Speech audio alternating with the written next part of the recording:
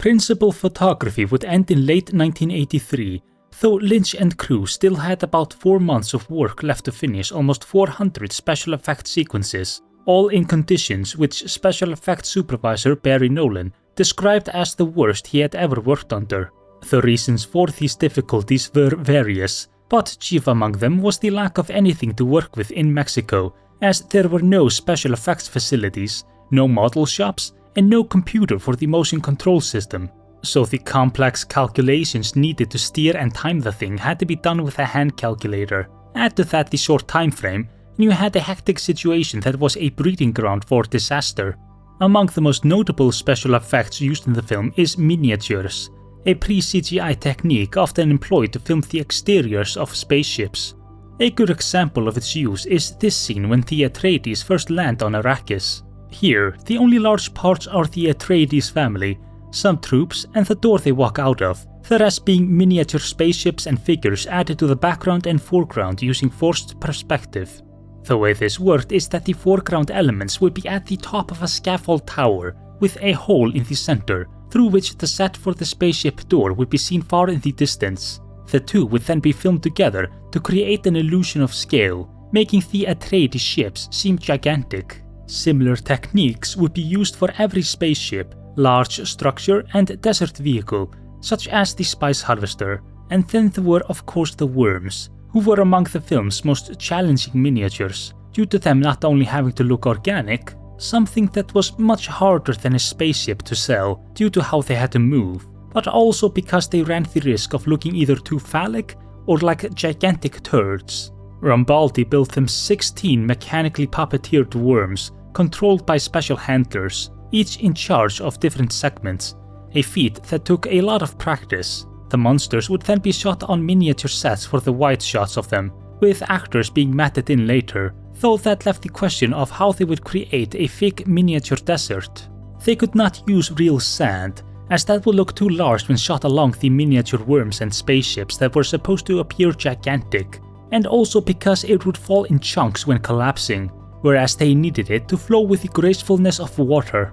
The solution they came to was to use microballoons, which are hollow spheres of glass, each one only 2,500 of an inch, which they mixed in with Fuller's earth. The microballoons worked well as fake sand, looking fantastic when bursting into the air during a spaceship crash, or when they needed to create miniature sandstorms. They were, however, dangerous when inhaled, or if they got into someone's eyes, as there was no way to get them out, and they could cause internal bleeding. This forced everyone working near them to use special masks and goggles. The discomfort of such conditions was only compounded by the enormous amount of light required, as they were filming with the narrowest of apertures of about 22 f-stops, as the tighter the aperture, the more light is needed to see anything, necessitating the use of more than 100 lights, some being of considerable size and power, all of which achieved a brightness 3 times that of the outside during daylight, and required 7 portable generators to power, so they were working in extreme heat and brightness produced by these lights, wearing tight masks and goggles so the fake sand would not blind them and shred their lungs. Dust and smoke from the explosions spread everywhere, and there was so much noise that it was hard to hear what anyone was saying, all while trying to make sure that the worms were filmed at the right angles, with the fake sand falling just the right way, and while trying to make them look as convincing as possible. Thankfully, the worms turned out well, though mostly in the shots where they are obscured by shadow and dust, and where you can only see their heads, as some of the shots of them rising out of the ground during the film's climax are glaring, due to them looking more like obvious puppets.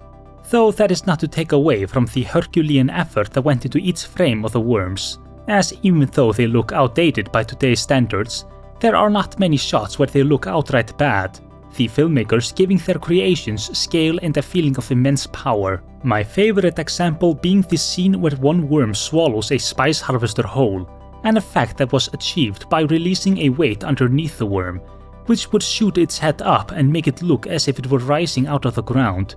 The actual shot only lasting about a second, but by filming it at 15 times the regular speed, they could slow it down to make the worm seem much larger and weightier. what a monster. Besides the immense amount of miniatures, there was also a lot of post-processing required. First among them being how they tinted the Fremen eyes, and instead of giving every actor blue contact lenses, they opted instead for coloring their eyes using rotoscope, so someone had to hand tint each and every blue eye in the film. Because of this, they glow, which is not book accurate, as the spice only colors the eyes blue and does not give them a bioluminescent effect. The glow does give the characters a strange, almost eerie look, however. Most of the film's effects have held up relatively well, with just a few immersion-breaking shots here and there, though if there is one effect which has aged like milk, it would have to be the energy shields, which even back in the 80s would have looked just plain bad. They are supposed to be protective energy barriers, which blocks fast-moving objects while permitting slow ones to enter, which influenced the Atreides fighting style. But the way they chose to depict this in the movie was to place transparent squares around the actors, which only serves to obscure the battle choreography while making the characters using these shields look ridiculous. Overall, the 4 months spent finalizing the film's heavy load of special effects were grueling, but due to everyone's skill and professionalism, proceeded on time with few incidents, save for when the blue screen used for the film, which was the largest of its kind ever built at that time, burned along with some special equipment and had to be replaced by a smaller one. Though as important as the visuals were, they would be nothing without sound. And for the film's sound design, Lynch brought on one of his earliest collaborators, Alan Splett, who had spent 6 months creating 170 reels of sound effects. Then there was the second half of the film's audio, the music, which, like with everything else, Lynch wanted to diverge from other films of Dune's genre, so he went with the rather inspired choice of the rock band Toto, yeah, that Toto, along with Brian Eno, who was responsible for the prophecy theme. The result is another highlight of the film's production, featuring a unique blend of orchestral music, synthesizers and rock that makes for a soundtrack that stands out from other sci-fi scores, while also fitting the film's world and mood. Take for example the opening track, which is both ominous and epic, becoming more triumphant the longer it goes, which helps to get you hyped for what you are about to watch. Then there is the prophecy theme, which evokes this serene and otherworldly feel. There are a few tracks that stink of 80s cheesiness, such as the desert theme and the film's closing track, Take My Hand, which are reminiscent of the decade these came out in the worst way, as they don't fit the futuristic setting and serve to break your immersion. Now, you might think that my breakdown of this film has been more positive than not. Sure, some of the acting is off and the special effects may have not aged that well, but overall, this film sounds great from how it has been described here. But that is only because I have not talked about its true Achilles heel, the story and how it was cut down in the edit, as that is where things started to go awry. In early 1984, Lynch would finally go back to Los Angeles to spend the next 6 months editing the picture. Problems started early on when Lynch brought in a 5-hour-long cut. He would then pare it down to 3 hours, an edit he felt was his intended vision. And for a sci-fi epic of Dune's scale, that may seem like an appropriate runtime, but for someone wanting to make money, that was less than ideal, as movie tickets do not scale in price based on a film's length, and the shorter a movie is, the more times it can be screened, hence more box office returns. So what was already a compressed adaptation of a rather mammoth book was cut down to 2 hours and 17 minutes. It was at this point that Lynch had a feeling of deep horror, and it became more apparent than ever that Dune was not his movie.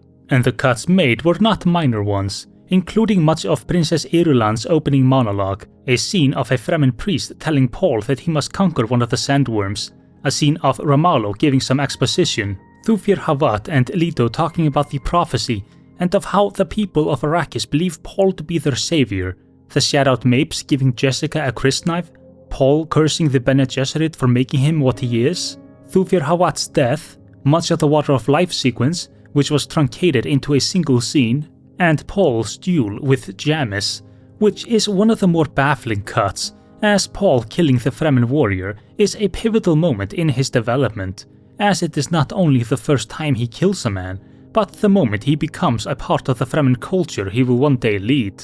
And its exclusion from the film is made even more strange by the fact that James's wife and sons, who Paul takes into his care per Fremen customs, are still in the film and can often be seen among the cast, so you sometimes see these two random kids in the background where they stand out like a sore thumb. And this is an incomplete list of everything that was removed, based on what few deleted scenes can be found on some special features of the film's physical releases, coming in at only 16 minutes, so the full extent of how the film was abbreviated is more than twice as long.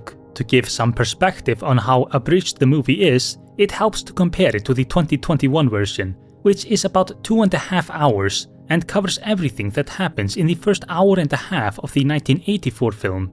But besides removing a lot of the story's nuance, these cuts also had the effect of botching the film's pacing, which is all over the place, some scenes feeling slow to the point of inducing sleep, while others are far too rushed. The climax suffers a lot due to this, the battle for Arrakis going at such a brisk pace that it feels as if whoever was editing got bored and was just trying to get to the end as quickly as possible, which is one of the film's biggest missed opportunities, as one of the main purposes of an adaptation is to address the flaws of the source material and perhaps improve on it. And as much as I adore the book, one of my major gripes with it is how the ending feels rushed, so the filmmakers could have added to the climax instead of hastening it even more than it already was. Though the biggest problem of the final edit is hands down the incessant narration. Now in the novel, Frank Herbert wrote a lot of his characters' thoughts to show the internal scheming and analyzing they did. This is something that is acceptable in a written medium, but cinematically, narration of this kind is much trickier to get right, as more often than not it is either unnecessary or a major detriment to the film's quality. It works in films such as Fight Club or A Clockwork Orange, where it is used less for exposition and more as a way to get a better understanding of how the characters think. But in Dune, the purpose of the narration is to explain things to the audience because the people in charge were not confident in your ability to understand the movie by yourself. This is made even worse by the fact that sometimes the same piece of information is delivered twice, such as how Jessica was meant to give birth to a girl. On Caladan, Jessica, a member of the Sisterhood and the bound concubine of Duke Leto Atreides, had been ordered to bear only daughters. Because of her love for the Duke, she disobeyed and gave birth to a son. Jessica, you were told to bear only daughters to the Atreides. Which just comes to show how little trust the production company had in the audience. It does not help that the actors' performances when reading their characters' thoughts are cringe-inducing. Everyone whispering their lines, trying too hard to give a sense of seriousness. I know she has come to test him. No man has ever been tested with the box. Yes. Perhaps he would with that. Never one drop of rain on Arrakis. The addition of these narrations just compound another of the film's problems, which is the heavy load of exposition that bombards you for the early part of the film, with many scenes feeling like a lecture, the overall effect being that you feel talked down to by the film. Lynch was despondent throughout the whole process, making subconscious compromises, despite the fact that the film he had poured so much of himself into was slipping further and further away from him and turning into something he no longer recognized. It was with the film's release, however, that things got even worse. Dune would premiere December 1984, and box office-wise it started off strong, with a $6 million opening weekend, though that would taper off over time, the final returns being only about $30 million, about 3/4 of its original budget.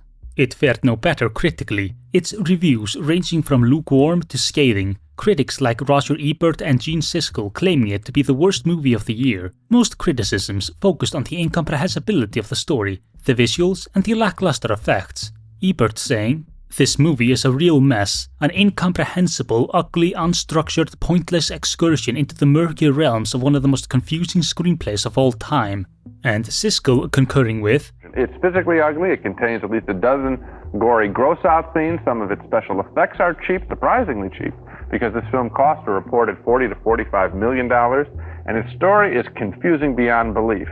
In case I haven't made myself clear, I hated watching this film. I wish I could have left after 20 minutes. I couldn't. I had to stay there another 2 hours."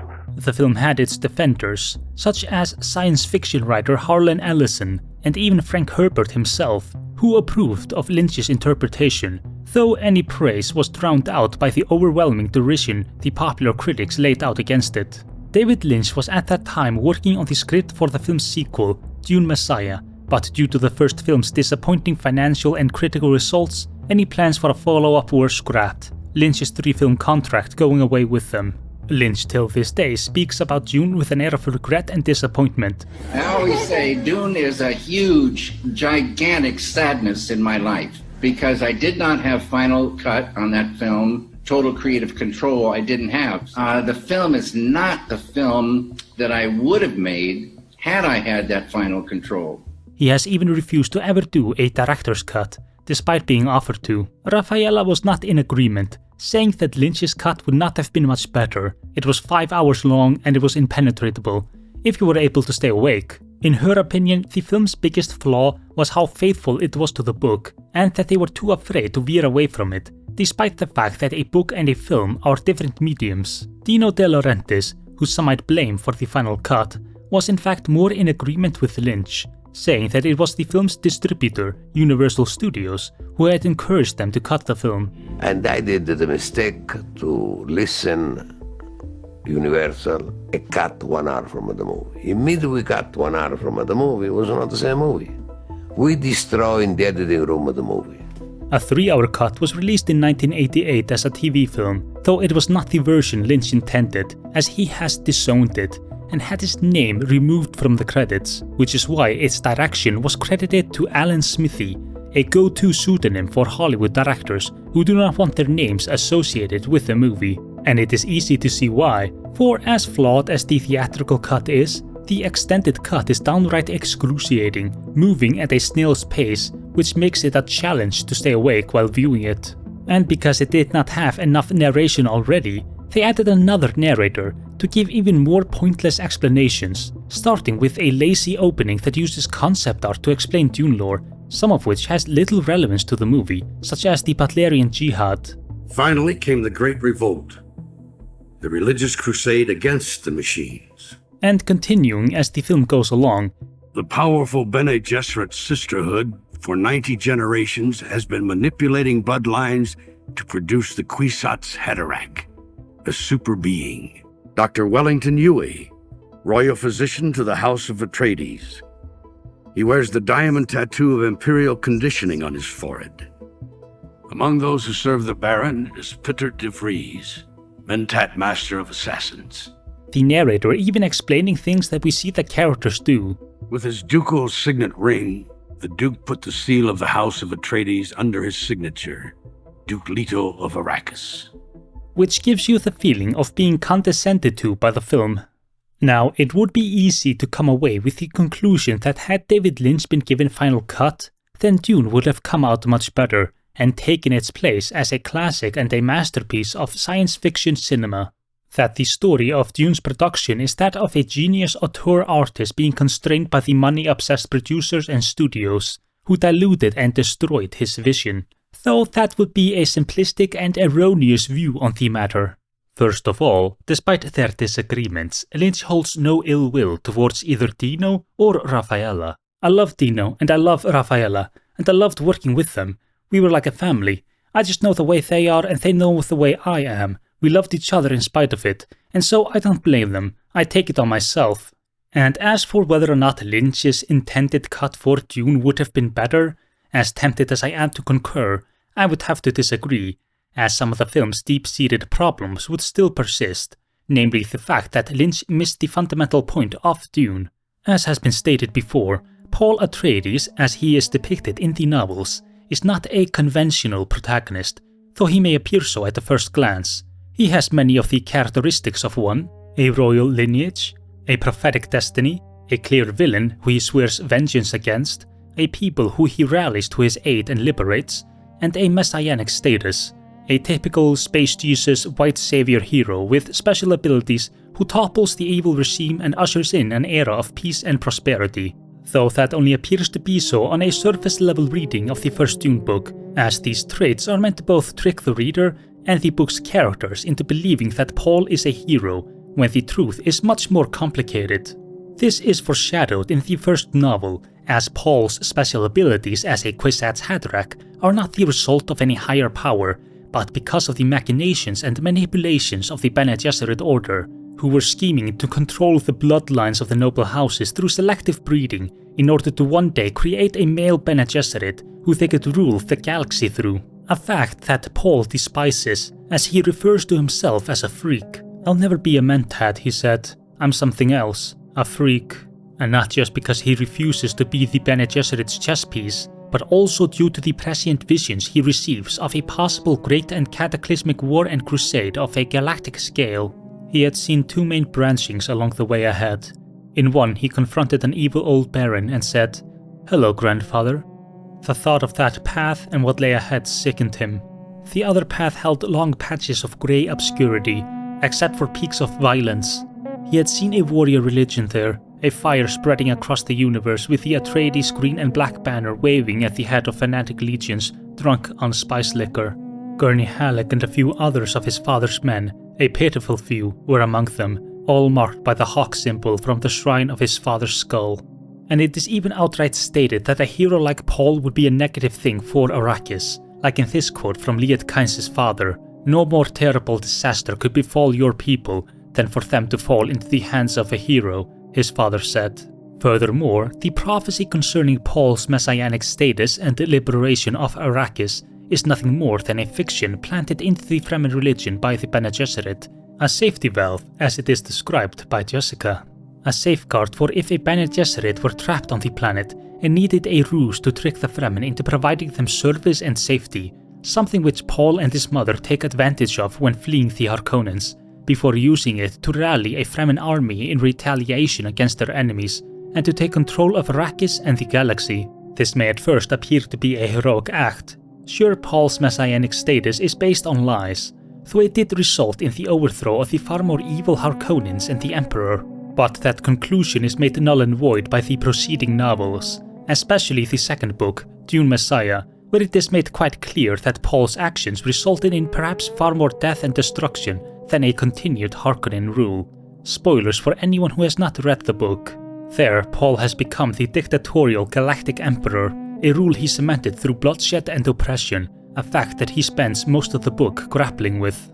It is here that Dune's central theme crystallizes, as Frank Herbert intended it to be a warning against charismatic leaders such as Paul. I wrote the Dune series because I had this idea that charismatic leaders ought to come with a warning label on the forehead, may be dangerous to your health. This theme is completely absent from David Lynch's Dune, the director seeing Paul's story as a quest for enlightenment, though whatever spiritual elements he wanted to inject into it are obscured by the intensive cuts made to the film. What is left is a story where Paul's heroism is clear and unquestioned, a tale of objective good against objective evil, concluding with a just usurpation of the imperial throne, Paul's future rule described by the film's closing narration as, "Where there was war, Muad'Dib would now bring peace. Where there was hatred, Muad'Dib would bring love."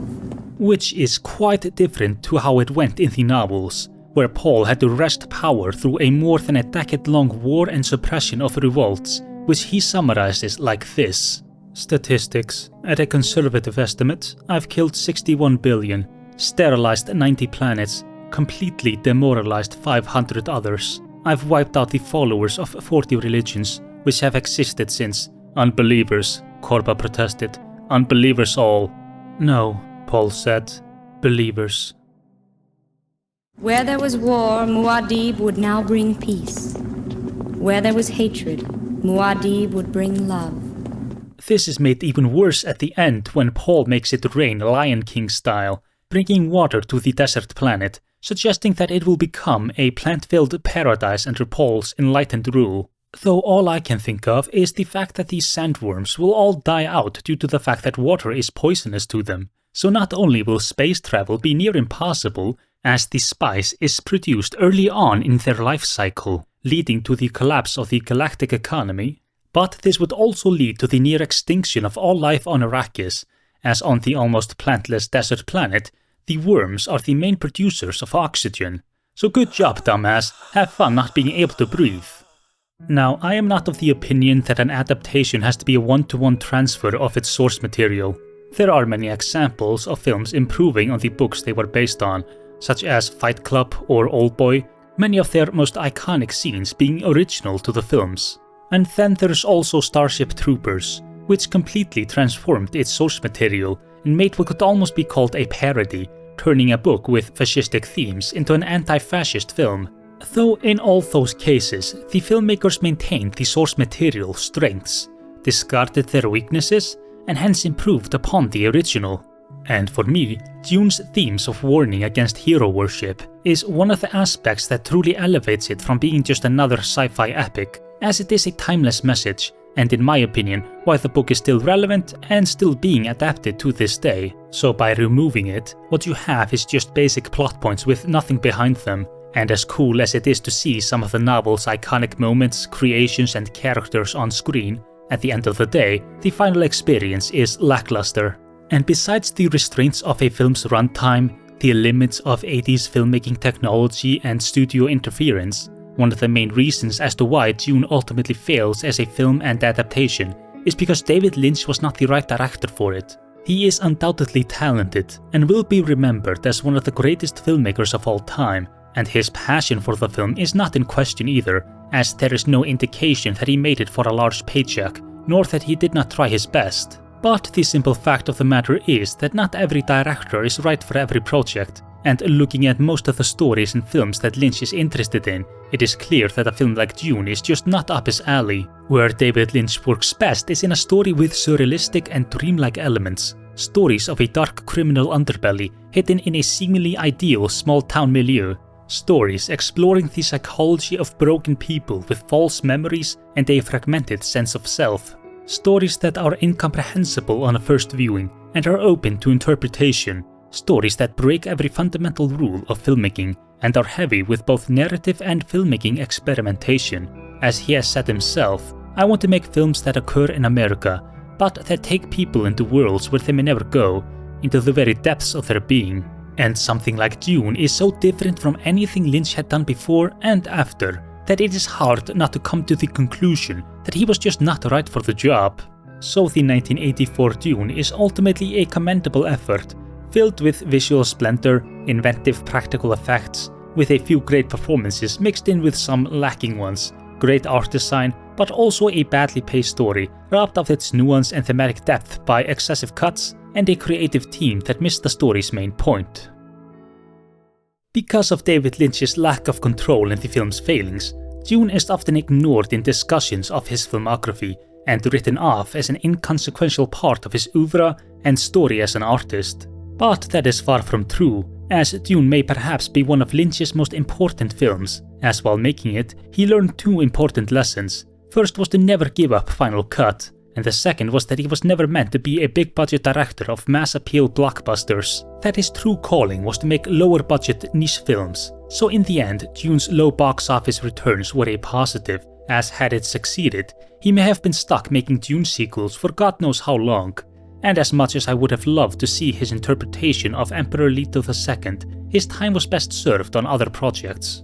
And there is yet another reason as to why Dune is so important, which is that it opened the door to make another film, one which he had been writing before while making Dune, a film he had difficulty financing, and despite Dune flopping, Dino De Laurentiis liked Lynch enough to buy the rights to the script and produce his next movie, Blue Velvet, a project much closer to Lynch's heart and sensibilities. Furthermore, thanks to Dune, he had also met Blue Velvet's future star, Kyle MacLachlan, and it was while making Blue Velvet that he met other future collaborators, such as Laura Dern, a star in two other movies of his, and composer Angelo Badalamenti, who would make the music for all preceding Lynch films. So it is easy to make the argument that without Dune, there would be no Blue Velvet, and without Blue Velvet, there is no telling how different Lynch's career trajectory would have been. Would he have never made Twin Peaks? And if he had, would Agent Dale Cooper have been played by someone else? And would its iconic score have been composed by someone else as well? And who knows what other classic Lynch films would have never been made in a timeline where he did not take on Dune. So the final lesson of David Lynch's Dune is that even in failure there are opportunities, both to learn and grow as an artist, but also to make something better. If you have made it to the end of this video, then I want to thank you for watching. And if you enjoyed it, feel free to like, subscribe and ring the notification bell for more content like this. And if you know of any other films with interesting production histories behind them, which you think may make a good subject for another video, then write it down in the comments below.